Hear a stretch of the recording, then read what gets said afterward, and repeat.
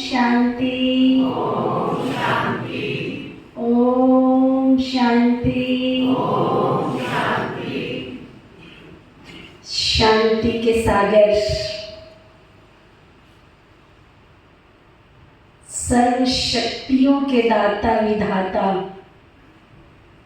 वरदाता, भाग्य विधाता की प्रिय संतान, मंच पर आसीन मेरी मीठी प्यारी बहनें और सभा में उपस्थित आत्मीय बंधुजन, भाई और बहनें, आज हम सभी यहाँ पर बहुत ही सुंदर आदि शक्ति शिव शक्तियों का गायन करने, उनका चित्रण करने, उनका वर्णन करने, उनके सानिध्य का अनुभव करने पहुंचे। विचार करने योग्य बात ये है कि हम सभी भारतवासी हैं और भारतवासी होने का गर्व हम महसूस करते हैं। एक भारत देश और भारत देश की संस्कृति, जहाँ हर दिन त्योहार है, हर दिन खुशियाँ अपार हैं, ऐसी भारतीय संस्कृति में जहाँ कोई भी दिन त्योहारों से खाली नहीं है, खुशियों से खाली नहीं है, भारत की संस्कृति में अगर हम विचार करें देवी देवताओं का गायन और पूजन, तो विचार करने योग्य, गहन चिंतन करने योग्य, जो हमें लगता है कि संसार में जब जब अधर्म बढ़ा, दुख और अशांति बढ़ी, संसार में विकारों की कालिमा बढ़ी, चरित्रहीनता, पापाचार, भ्रष्टाचार, अनाचार का जब जब चारों तरफ बोलबाला हुआ, उस अधर्म का नाश करने के लिए, शत्रुओं का हनन करने के लिए, असुरों को नाश करने के लिए शिव शक्तियों को अवतरित होना पड़ा। तो विचार करने योग्य बात यह है,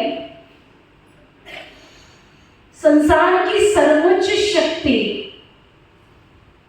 स्वयं भू परमपिता परमात्मा शिव है, जो कल्याणकारी है, दुख हरता है, सुख करता है, गति सद्गति के दाता है, संसार में जन जन की आशाओं को पूर्ण करने वाले, मनोकामनाओं को पूर्ण करने वाले मन का ईश्वर है। लेकिन ऐसी सर्वोच्च शक्ति जिसकी महिमा में गाते हैं, ऊंचा तेरा नाम है, ऊंचा तेरा काम है, ऊंचा तेरा धाम है, ऊंचे ते ऊंचा भगवान है, शिव वो सदा कल्याणकारी। ऐसी ऊंची शक्ति का साल में सिर्फ एक ही दिन आता है, एक ही दिन। कौन सा? कौन सा? महाशिवरात्रि। सोचने की बात है ना कि केवल और एक केवल साल में एक दिन जब मंदिरों में कतारें लगती हैं उनके दर्शन के लिए, उनसे मनोकामना पूर्ण करने के लिए, अपनी इच्छाओं को पूर्ण करने का आशीर्वाद लेने के लिए सिर्फ साल में एक ही दिन। विचार चल रहा था, जिसकी प्रेयर बचपन से लेकर आज तक हमें कराई जाती है, तमेव माताश्च पिता तमेव बंधुश्च सखा तमेव। तुम ही माता हो, तुम ही पिता हो, तुम ही बंधु हो, तुम ही सखा हो, तुम ही देवों के देव महादेव, ऑल इन ऑल, सर्वे सर्वा हो। पितु मात सहायक स्वामी सखा, तुम ही जग के रखवाले हो। ऐसे पिता की महिमा साल में सिर्फ और सिर्फ एक दिन। लेकिन वो शिव शक्तियां कौन थी जिनकी महिमा का गायन पूरे वर्ष में 4 बार होता है? 2 गुप्त नवरात्रे होते हैं और 2 प्रत्यक्ष रूप से हम सभी मनाते हैं। और वो भी 1 नहीं, 2 नहीं, पूरा 9 दिन तक मनाते हैं। 1 दिन नहीं, 2 दिन नहीं, 9 दिन तक मंदिर में कतारों में खड़े होकर दर्शन के अभिलाषी बन भूख और प्यास को त्याग कर खड़े रहते। उस समय ना तो उनको गर्मी लगती है और ना उनको प्यास लगती है। अंदर में एक ही आश होती है, देवी का रूप धारण करने वाली मां, उसको देवी शब्द नहीं कहते हैं। मन में एक ही कामना होती है, हे मां मुझे दर्शन देना, हे मां मुझे आशीर्वाद देना, हे मां आज अपनी दया दृष्टि, कृपा दृष्टि मेरे ऊपर बनाए रखने का मुझे आशीर्वाद देना। कभी हम सब ने बैठकर सोचा है, शिव और शक्ति, शक्तियों को कभी शिव से अलग नहीं मानते। जब भी गायन होता है, जब भी पूजन होता है, तो शक्तियों को हमेशा शक्ति से पहले उनके पिता शिव को याद किया जाता है। शिव शक्ति, अगर शिव में से ई की मात्रा निकाल दो तो क्या बन जाता है? सब शक्ति। शिव नहीं है तो शक्ति नहीं है, शिव है तो शक्ति। तो वो कौन सी ऐसी देवियां थी जिनका भगवान ने, शिव परम पिता परमात्मा ने इतना वरदानी रूप बनाया, जो साल में 4 बार उनकी पूजा कर हर तरह का आशीर्वाद उन देवियों से हम लेते हैं। तो मैं विचार कर रही थी,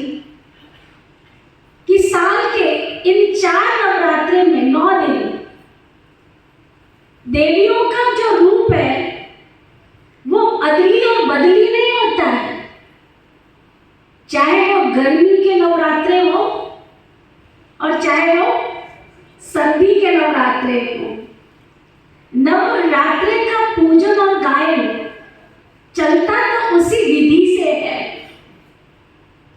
अगर नवरात्रे आए हैं तो घर में साफ सफाई का ध्यान रखते हुए, पवित्रता का व्रत का पालन करते हुए, अन्न शुद्धि का ध्यान रखते हैं। क्यों भाई? देवी ने आके बोला था कि आज तुमने लहसुन नहीं खाना है, प्याज नहीं खाना है, बोला था। आप जो सभा में बैठे हैं, किस किस को आके देवी बोलती है?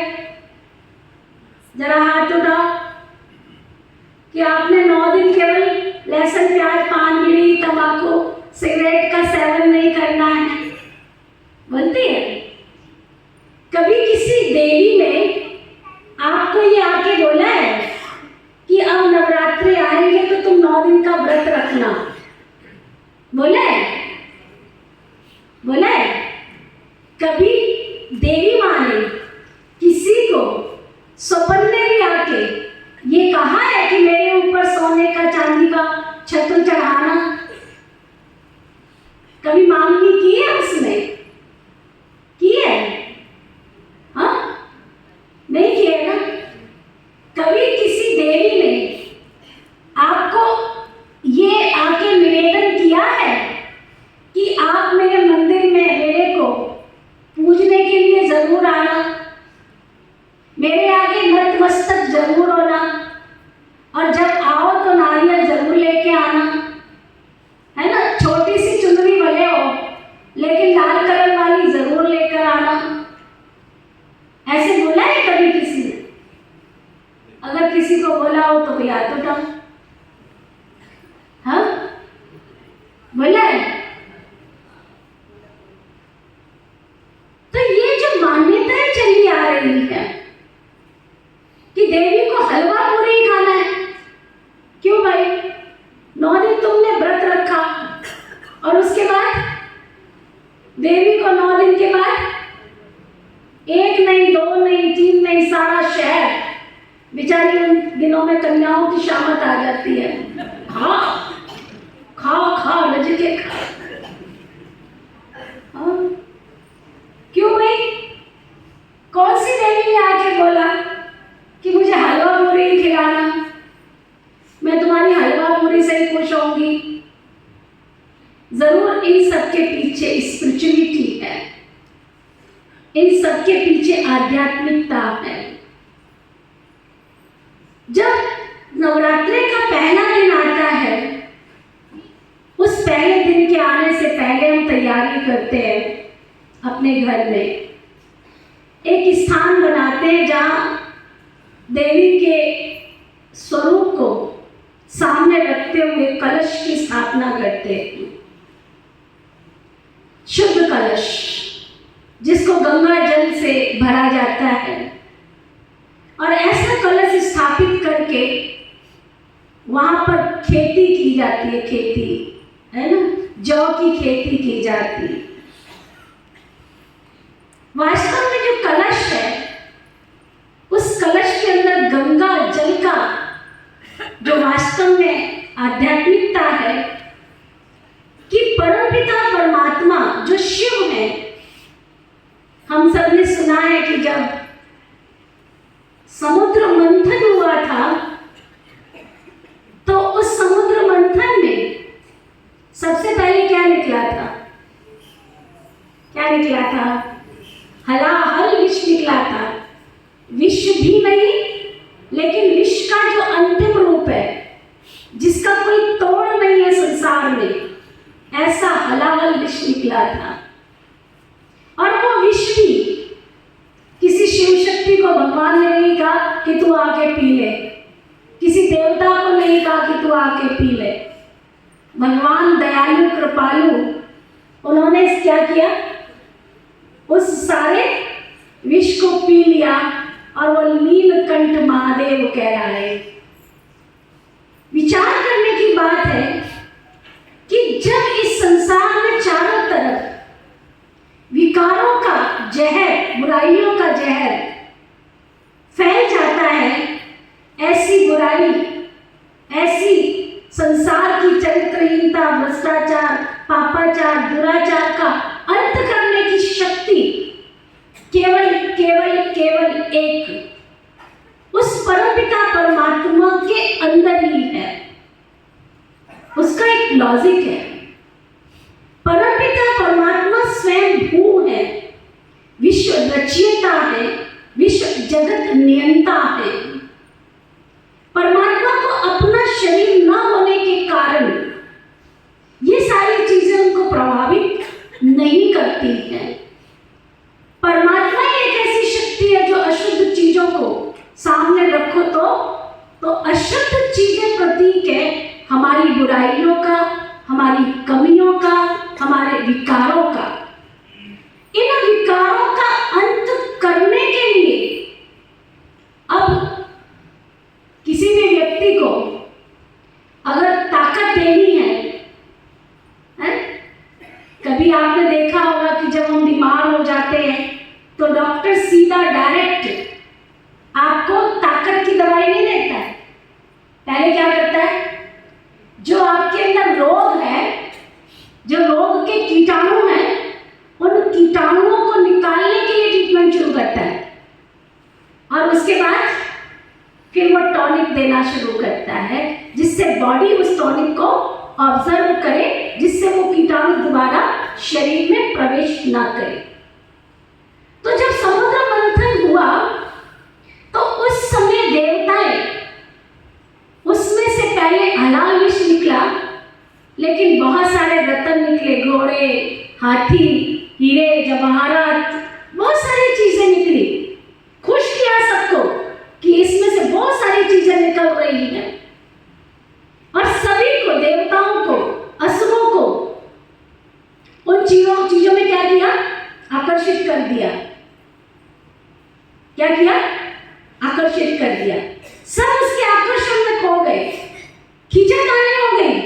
ये चीज नियम के अनुसार कि पहली चीज जो निकलेगी वो असुर लेंगे और दूसरी चीज निकलेगी वो देवता लेंगे, लेकिन जब विष निकला तो ना असुर लेने के लिए आगे आए ना देवता आगे आए। आखिर भगवान को आगे आना पड़ा। वो तो दोनों का पिता था ना, असुरों का भी तो देवताओं का भी। लेकिन जब रत्न निकलना शुरू हुए, घोड़े, गाड़ी, ऐरावत, बहुत सारी चीजें, है ना, तो बारी बारी से नियम के अनुसार देना शुरू किया गया। अब जब क्या निकला? अमृत निकला। अमृत का जब कलश निकला तो कलश में क्या था? सबकी दृष्टि थी। अब बारी थी देवताओं को अमृत लेने की, लेकिन जब असुरों को पता लगा कि ये तो अमृत है ना, तो उस अमृत के लिए क्या हुआ? खींचातानी शुरू हो गई। तो परमपिता परमात्मा जो शिव का प्रतीक है, हम सबने सुना है कि उसमें से क्या निकला? कमल के फूल पर बैठी हुई देवी माँ प्रकट हुई, लक्ष्मी माँ प्रकट हुई और क्या लेके आई? कलश अमृत का। और वो अमृत का कलश जब लेके निकली तो उसने बहुत तरीके से सबको कहा कि सब शांति से बैठ जाओ, मैं बहुत न्याय के साथ तुमको ये अमृत दूंगी। और वो अमृत बहुत तरीके से बांटा गया, देवताओं को अमृत दिया गया और आसुरी जो शक्तियां थी बैठी दोनों थी वहां पर, लेकिन देवी क्या कर रही थी? अमृत देवताओं को दे रही थी, क्योंकि पात्र क्षमता को देखा जाता है। जो चीज वितरण की जा रही है उस चीज का उपयोग, सदुपयोग कौन करेगा? परमात्मा शिव ने देखा कि देवताओं को सशक्त बनाना बहुत जरूरी है, क्योंकि अगर असुरों ने ये अमृत पी लिया तो असुर तो क्या करेंगे? आसुरी शक्तियां और संसार में फैल जाएगी। तो परमपिता परमात्मा, इसका स्पिरिचुअल जो आध्यात्मिक अर्थ है कि जब संसार में अनाचार, भ्रष्टाचार, पापाचार फैलता है तो उसको मिटाने के लिए परमात्मा को सशक्त करना पड़ता है अपने देव कुल की आत्माओं को। परमात्मा वो देव कुल की आत्मा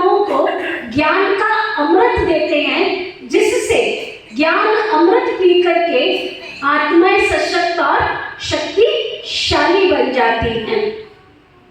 और वो शक्तियां, अब एक अकेली लक्ष्मी तो उस अमृत का पान दूसरों को नहीं करा सकती है ना।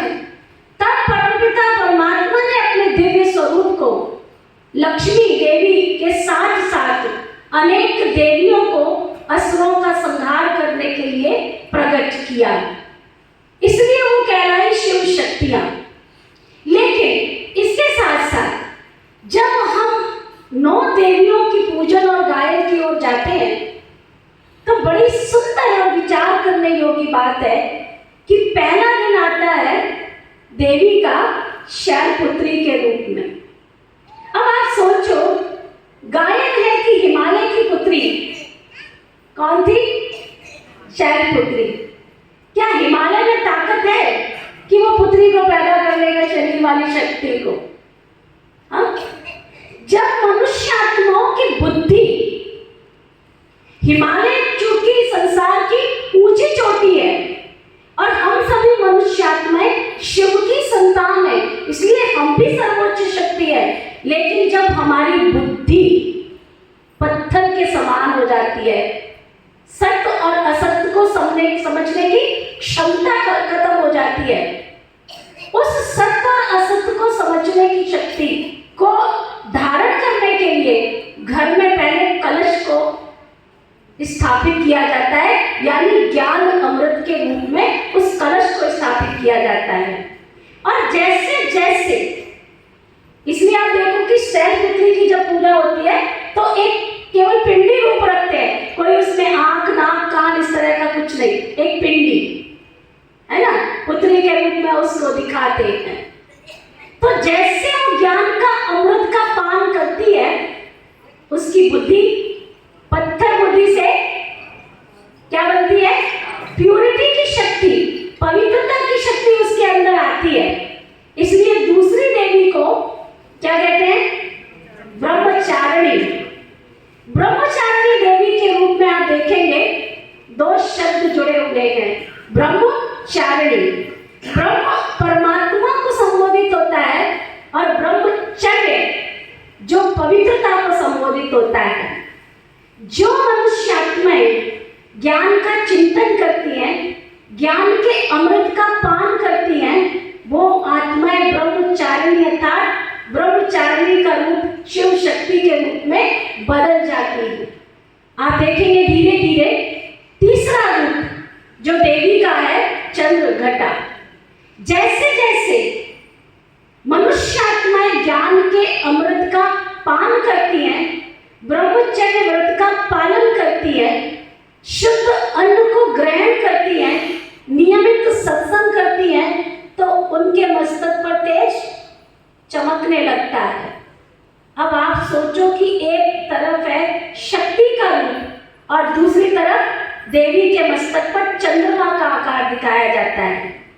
परमात्मा शक्ति देते हैं, इसका मतलब क्रोध करने की शक्ति नहीं, शीतलता की शक्ति। किसी के भी जीवन को अगर परिवर्तन करना है, अगर आप किसी चोर को ऐसे बोलेंगे ना, तू तो बड़ा चोर है ना, वो कभी चोरी को नहीं छोड़ेगा, कभी चोरी को नहीं छोड़ेगा।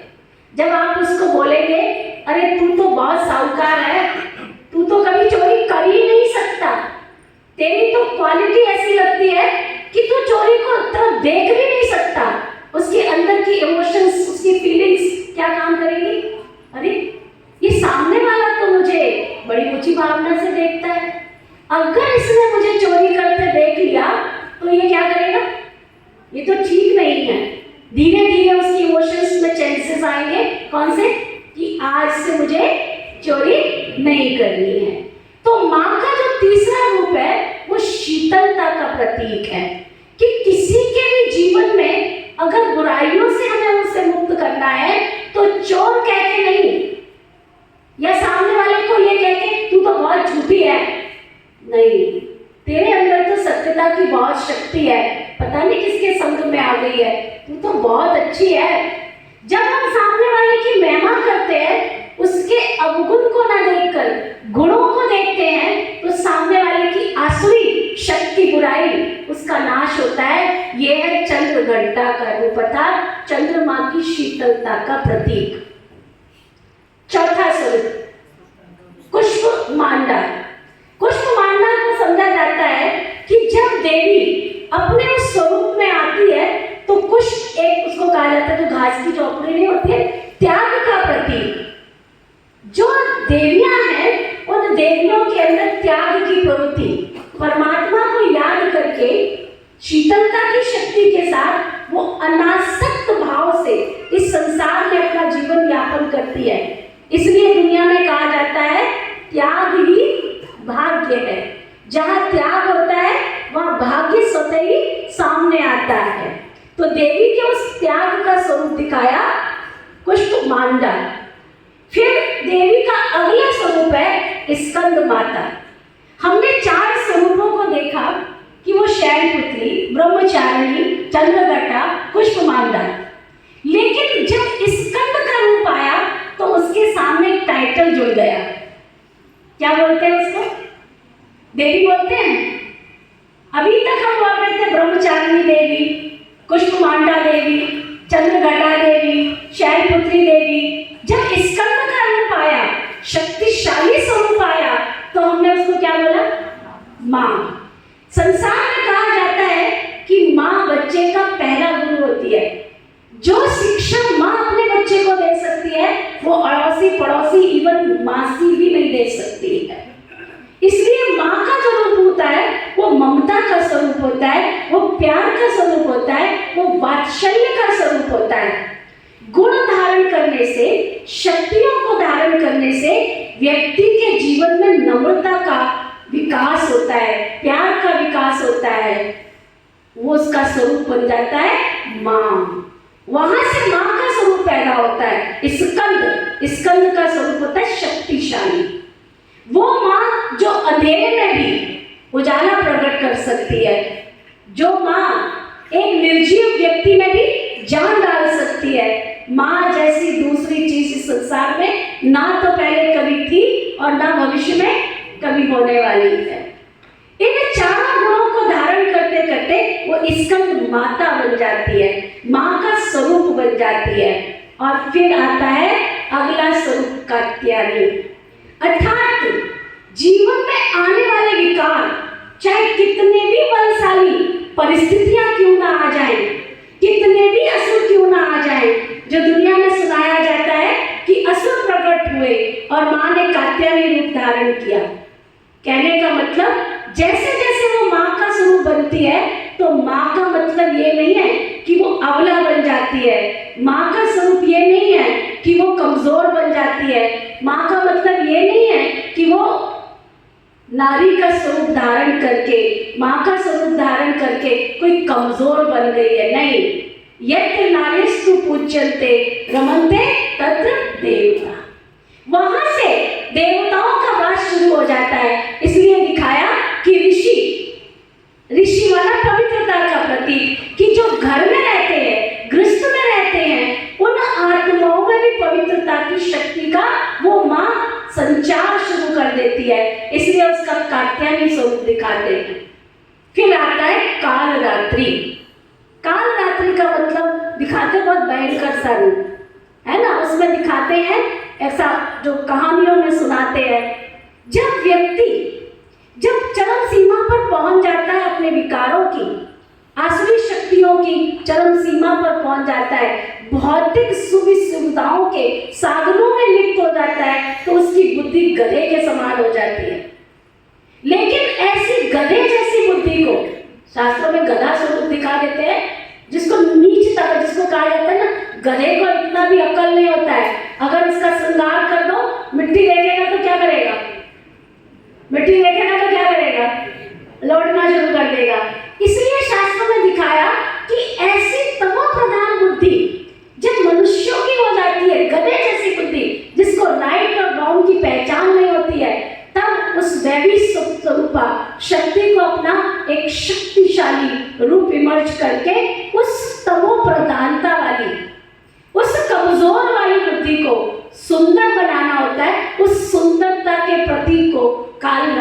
स्वरूप दिया गया है। फिर आता है महागौरी। इन सब चीजों को करते करते आपके घर में अगर चारों तरफ गंदगी है, अगर आप सफाई कर रहे हैं, नहा धो के तैयार होके आपने सफाई प्रारंभ की, जब आपके घर की सफाई हो गई, शाम को आपकी शक्ल कैसी होती? कैसी होती? सुबह वाली होती है। सफाई करने के बाद कैसी हो जाती है? हाँ, काली पीली नीली जैसी भी है, मिट्टी सारे घर के किसके ऊपर आ जाती है ना? घर तो साफ हो जाता है, लेकिन घर की मिट्टी सब हमारे ऊपर आ जाती है। तो फिर हम क्या करते हैं? फिर हम स्नान करते हैं। महागौरी का स्वरूप जब इतनी सारी दुनिया के असुरों का नाश करते करते, आसुरी शक्तियों को खत्म करते करते, उन चीजों का जो प्रभाव खत्म किया, परमपिता परमात्मा की वो महादृष्टि उस दैवी शक्ति पर पड़ती है, तो इन गुणों को धारण करने से उसके अंदर सुंदर स्वरूप आ जाता है। जैसे कहते हैं ना, सूर्य जब चमकता है अपनी लालिमा को लेकर, और उसके सामने अगर काला व्यक्ति भी खड़ा हो तो कैसा होता है? उसके चेहरे पर भी सूर्य की किरणें तेज अपना डाल देती है। तो ये तो परमपिता परमात्मा की शक्ति उस दैवी स्वरूपा शक्ति में जाती है, तो उसका महागौरी यानी सुंदर स्वरूप प्रकट हो जाता है। इसलिए उसको गौरी के रूप में आप देखो कैसा दिखाते हैं उसको। पहले जो आपके इतने दिन गए, 1 दिन 2 दिन 3 दिन 4 दिन 5 दिन 8 दिन, 8वें दिन हम उस देवी को क्या दिखाते हैं? बहुत सुंदर सजा हुआ, 16 श्रृंगार किया हुआ महास्वरूप दिखाते हैं। उस परमात्मा की दिव्य शक्ति पढ़ने से हमारे अंदर की ओज, हमारे अंदर के गुण, हमारे अंदर की शक्तियां संपूर्ण विकसित हो जाती है और समाज को एक नई दिशा मिल जाती है उस शक्ति के स्वरूप में। वो महागौरी अर्थात उज्ज्वलता का प्रतीक है, संपन्नता का प्रतीक है, और जिसके पास संपन्नता होगी वही सामने वाले व्यक्ति को संपन्न बना सकता है। फॉर एग्जाम्पल, आपके घर पर कोई अड़ोसी या पड़ोसी, छोटी सी चीज से हम चलते हैं, आपसे कोई चीनी लेने के लिए आ गया, आपके रसोई का डिब्बा चीनी से खाली है, क्या आप उसको चीनी देंगे? आपके घर पर आपका पड़ोसी एक बाल्टी लेकर आ गया कि एक बाल्टी मुझे पानी दे दो, आपकी टैंकी, आपका घर का पानी खाली है, क्या आप उसको पानी देंगे? आपसे कोई व्यक्ति सहयोग मांगने आ गया कि बहन जी, भाई जी, आज मुझे 5,000 रुपए की आवश्यकता है, आपके घर में 500 रुपए भी नहीं है, क्या आप उसको 5,000 देंगे? जब आपके पास नहीं है तो सामने वाले को कैसे देंगे? तो महागौरी जो है वो संपन्नता का प्रतीक है, संपूर्णता का प्रतीक है। परमात्मा तुझसे अलग नहीं है, मैं तुझसे अलग नहीं, तू मुझसे अलग नहीं। जिसको कहा मैं नहीं हूं और तू नहीं है। भक्ति में इस रूप को कहा जाता है महागौरी का स्वरूप, कि मैं तुझसे अलग नहीं और तू मुझसे अलग नहीं। ये शिव शक्ति का संपूर्ण स्वरूप है। जब महाशक्ति इस गौरी स्वरूप को धारण करती है, परमात्मा की संपूर्ण शक्तियां हमारे जीवन में आ जाती है, तब सिद्धि दात्री के रूप में वो प्रकट होती है। माना कि वो सबके जीवन में सिद्धियां देने वाली अर्थात वरदानों से झोली बनने वाली माँ सिद्धि दात्री बन जाती है। ऐसे शिव नवरात्रे हमारे भारतीय संस्कृति में 1 बार नहीं, 2 बार नहीं, 4 बार मनाए जाते हैं। लेकिन इन सभी के आध्यात्मिक अर्थ को समझते हुए कि ये वही समय चल रहा है, संसार में चारों तरफ असुरों का बोलबाला है। असुरों की निशानी कोई बताएंगे क्या थी? क्या उनके सिर पर सींग होते हैं? दुनिया में हम हंसते हंसते बोलते हैं कि पागलों की पहचान क्या होती है? क्या कहते हैं? पागलों के कोई सिर पर कोई सींग होते हैं? यानी कोई असुरों के लिए विशेष कोई सिंबल नहीं है। असुर किसको कहा जाता है? जिसके जीवन में चरित्र नहीं है, जिसके जीवन में शुद्धता नहीं है, जिसके जीवन में सच्चाई नहीं है, जिसके जीवन में धर्म का आचरण नहीं है। तो आज संसार के कोने कोने में क्या हो गया है? अनाचार, पापाचार, भ्रष्टाचार और बाहरी दिखावा। तो परमपिता परमात्मा फिर से इस सृष्टि के पुनरावर्तन की वेला में इस सृष्टि पर आज नहीं, पूरे 87 ईयर्स हो गए परमात्मा को इस सृष्टि पर आए हुए। जो परमपिता परमात्मा ने अपनी शिव की शक्तियों को प्रकट करके विश्व के कोने कोने में ज्ञान का अमृत बांटने का कलश दिया है। और वो दैवी शक्ति बहनें, एक नहीं, दो नहीं, 45,000 से भी ज्यादा बहनें विश्व की सेवा में आसुरी शक्तियों का संहार करते हुए, आसुरी जीवन का परिवर्तन करते हुए देवत्व की प्राप्ति करा रही हैं।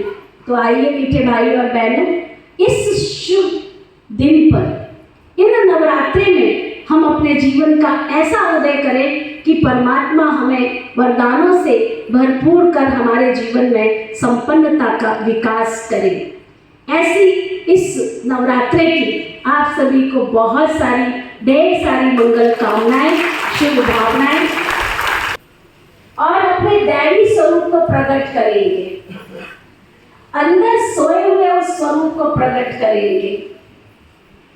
आज और अभी अपने अंदर झांक कर देखेंगे कि मैं उस परमपिता परमात्मा का दिव्य पुंज, प्रकाश का पुंज, मैं चैतन्य सशक्त ज्योति बिंदु आत्मा हूं।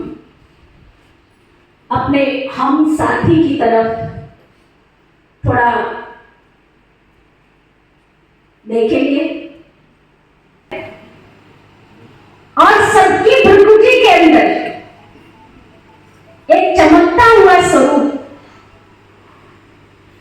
हम देखेंगे। प्रकृति की कुटिया में चमकती हुई मणि, चैतन्य सशक्त प्रकाश का एक पुंज देखेंगे।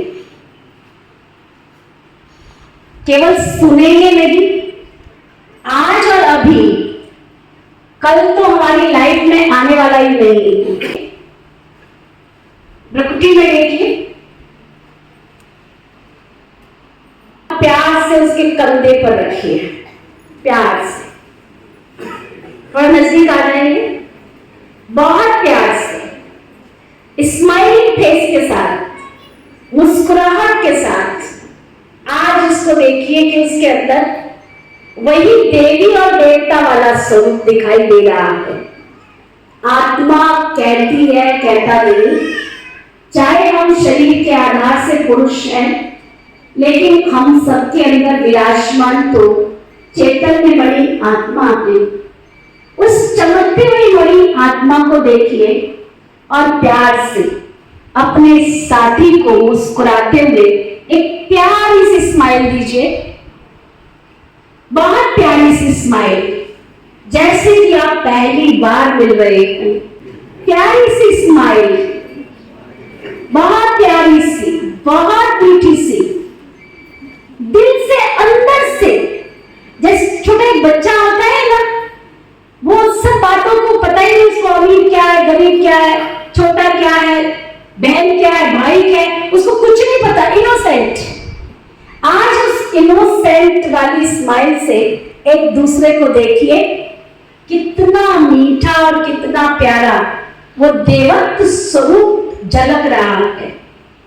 प्यार से उसके कंधे को थपथपाते हुए कहिए, आप तो बहुत मीठी आत्मा है। बोलिए बोलिए, ठीक है आकर, आप तो बहुत मीठी आत्मा है, आप तो बहुत प्यारी आत्मा है। बोलते जाइए, वरदान लेने और देने का दिन है। आप तो बहुत खुश नसीब आत्मा है, आप तो बहुत भाग्यवान आत्मा है, आप तो एक दूसरे की मदद करने वाली आत्मा है।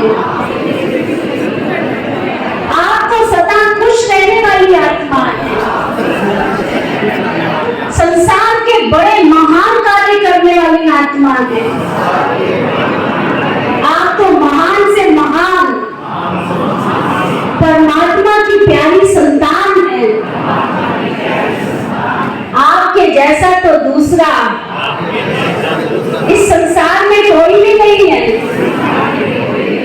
आप तो बहुत बहुत कर्तव्यनिष्ठ हैं। आप तो संसार के बहुत सारे दुखों को दुख हरता बनकर खत्म करने वाले हैं।